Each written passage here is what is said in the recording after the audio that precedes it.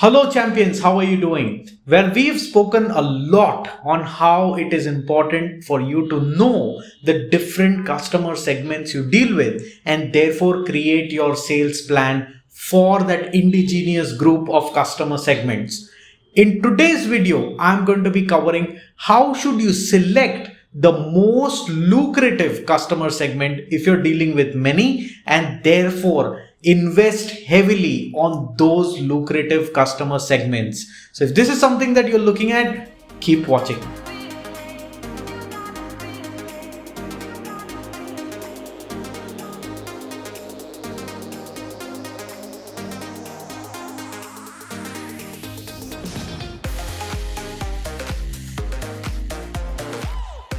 Welcome back champions, my name is Hardik and I make videos to help your business grow. If you think what I say makes sense to you and if you think a one-on-one conversation with me can help troubleshoot some of your business problems, then all you need to do is go onto my website, scroll a little down, select the relevant area you need help on, answer a few basic questions, and there you should be able to book a one-time free one-on-one consultation call with me. So in this video, I'm going to be talking about 6 parameters on which you should evaluate each of your customer segment so that you can rank them in the order of how beautiful they are.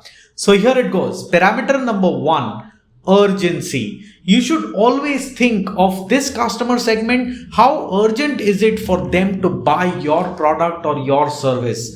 Let's not just stick to that. You should also ask a follow-up question, which is what is it that makes this urgency happen? And is that thing going to remain forever? Chances are it's very urgent for them to buy masks. Why? Because they are supposed to go out and masks are compulsory. So they're buying it. But what after the pandemic? That urgency will slowly deteriorate. So you got to ask this follow-up question also. But the parameter remains urgency. The second thing that you got to ask is market size. How big is the kind of customer segment? How many customers are there in that particular segment for you to prospect?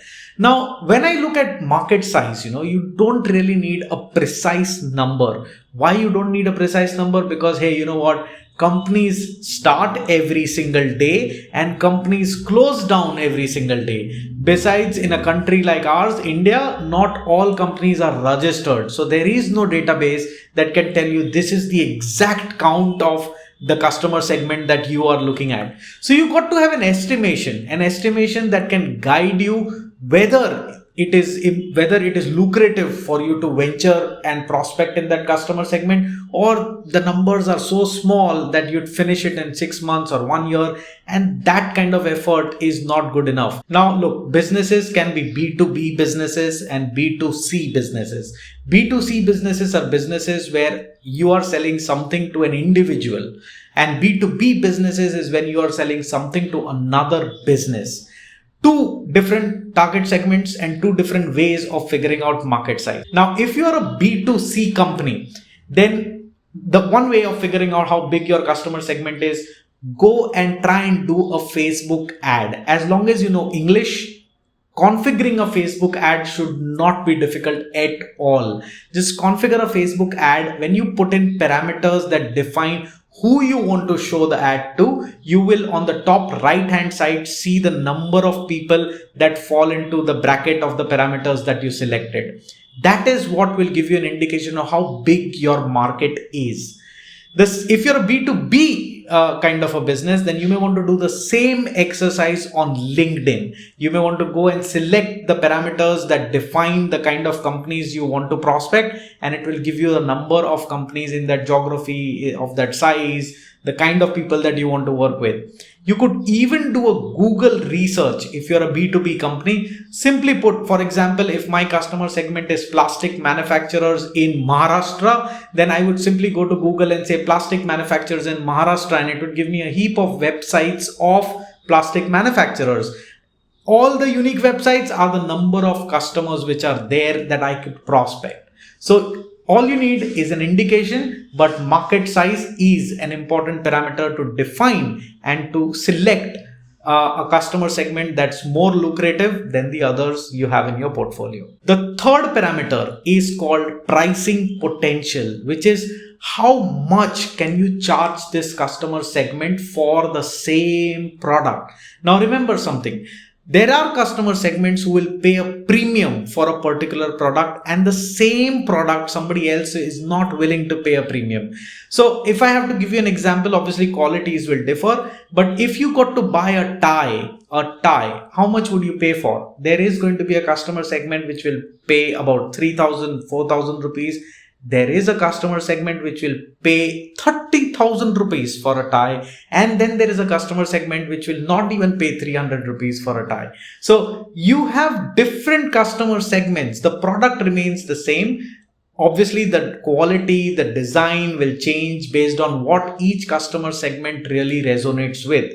But the more you can charge your customer segment for the kind of product, the quality of product, and the kind of design, the better it is. Because you know what? Searching for a prospect via Facebook or via LinkedIn is going to take some amount of money from you. And that amount of money should ultimately come back to you when you're able to make sale. So selling smaller items is always difficult because beyond a point, you can't reduce your marketing spend. So pricing potential is an extremely important parameter. The fourth parameter linked to the third one is cost of customer acquisition. Basically, it's the cost that you're going to incur to lure that customer segment to buy your product. This is your sales cost and the cost that you do on advertising and marketing, right? That's the cost. But the reason why I say cost of customer acquisition is because it kind of breaks the entire cost into the number of customers that you acquired. So if you acquired 100 customers, you spend 1 lakh rupees, you divide and figure out how much did you spend for acquiring one single customer. Now, why do you need to do this? Because this will help you decide if you want more customers, how much more spend will you need to do on your marketing. So this again becomes a very, very important parameter. Now, since we took cost of customer acquisition, for a profitable business, we also need to take the other cost, which is the cost of value delivery. That means all the costs associated in running your operations to deliver that value. It's not only about marketing, right? You got to also keep those ties in your warehouse. So there is a cost to that. You will probably have to manufacture them if you're a manufacturer. Or if you're an importer, there is a heap of exercises that you do to import that tie to you, right? And then you have employees. So all of this cost put together is a cost of value delivery. If you combine the cost of customer acquisition and the cost of value delivery, that becomes your overall cost for your organization. And now you are able to decide how much sale can I really do, which will depend upon the first parameter, which is urgency, the second parameter, which is market size, and the third parameter, which is pricing potential. So cost of value delivery is the fifth parameter. The last parameter, but not the least, is uniqueness. How unique is your product? Because remember this, the market size can be big. The chances are that customer segment also have a high level of urgency to buy your product. They are also willing to pay the price for it. And the cost of value delivery and cost of acquiring a customer also is small, is reasonable, and you have margins therefore.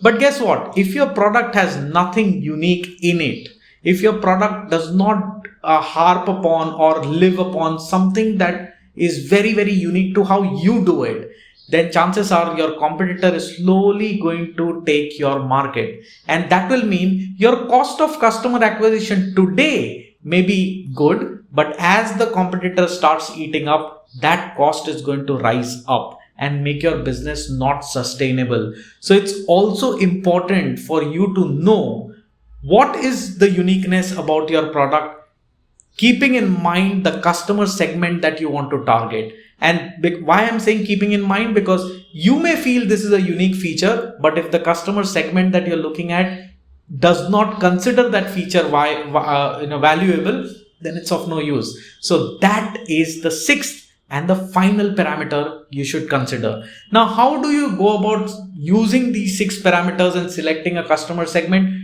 Don't complicate it. Very, very simple.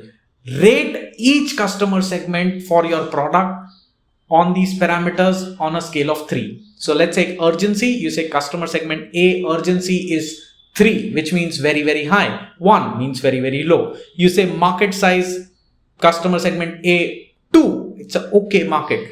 Pricing potential, well, I can't charge them more, 1. And you go ahead and rate the parameters for a specific customer segment. Then you go to customer segment B and do the same exercise. Add all the ratings. Whichever customer segment gets the maximum rating, which is summed up rating, that is the customer segment you should go and attack first.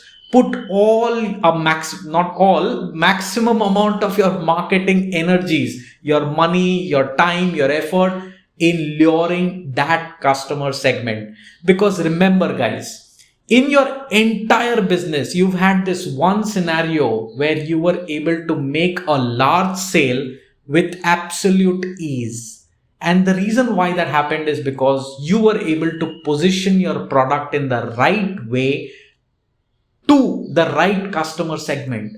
It is only sane for us to repeat that scenario again and again and again and again. And therefore I say, instead of trying to please a lot of different people, please 1, 2 or 3 and select that 1, 2 or 3 by using the 6 parameters. Now, since you've reached so far, I am sure you've liked this video. 2021 is coming and I'm going to be making videos that can help you plan your business for 2021. And 2021 is supposed to also make money for you that you could not make in 2020. So hang on. And to hang on, all you got to do is smash the subscribe button so that every time I put a video, you are notified. Share this video with your friends, colleagues, because all of us as business owners live in an ecosystem. Share this video with your vendors so that they do good business. If they survive and do good business, you are going to get benefit. So until we meet next time, keep learning, keep implementing. If you have doubts, keep commenting. And my dear friends, keep propelling.